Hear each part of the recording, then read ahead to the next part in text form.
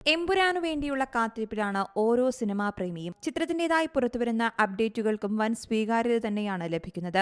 Empuraan pre release പ്രൊമോഷന്റെ തിരക്കുകളിലാണ് ഇപ്പോൾ സംവിധായകനും നടനുമായ പൃഥ്വിരാജ്. മാർച്ച് 27-നാണ് ചിത്രം തിയേറ്ററുകളിൽ എത്തുന്നത്. ചിത്രത്തിന്റെ ടീസറും തരംഗമായി മാറുകയാണ്. അടുത്തിടെ നടന്ന ഒരു അഭിമുഖത്തിൽ ലൂസിഫർ ഹിന്ദിയിലേക്ക് റീമേക്ക് ചെയ്താൽ നായകവേഷത്തിൽ ആരെയായിരിക്കും പരിഗണിക്കുക എന്ന ചോദ്യത്തിന് പൃഥ്വിരാജ് പറഞ്ഞ മറുപടിയാണിപ്പോൾ സോഷ്യൽ മീഡിയയിൽ ഹിറ്റാകുന്നത്.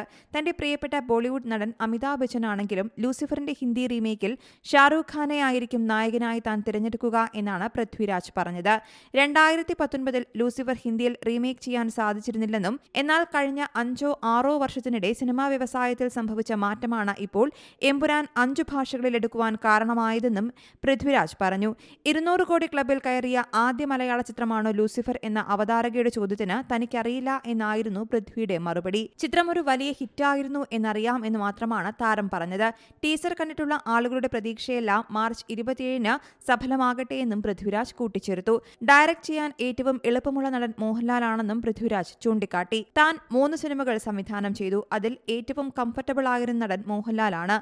എന്താണ് ചെയ്യേണ്ടതെന്ന് അദ്ദേഹത്തിനറിയാം. മാത്രമല്ല നമ്മുടെ അടുത്ത കാര്യങ്ങൾ കൃത്യമായി ചോദിച്ചറിഞ്ഞ് ചെയ്യുകയും ചെയ്യുമെന്നും സംവിധാനം ചെയ്ത സിനിമകളിലെ താരങ്ങളിൽ ഏറ്റവും എളുപ്പത്തിൽ ഡയറക്ട് ചെയ്യാൻ സാധിച്ചത് അദ്ദേഹത്തെയാണെന്നും പൃഥ്വിരാജ് പറയുകയുണ്ടായി. News desk Zee Malayalam news. പുതിയ വാർത്തകളും വിശേഷങ്ങളും ഇനി വിരൽ തുമ്പിൽ. എല്ലാ ഡിജിറ്റൽ പ്ലാറ്റ്ഫോമുകളിലും ഇപ്പോൾ സീ മലയാളം ന്യൂസ് ലഭ്യം.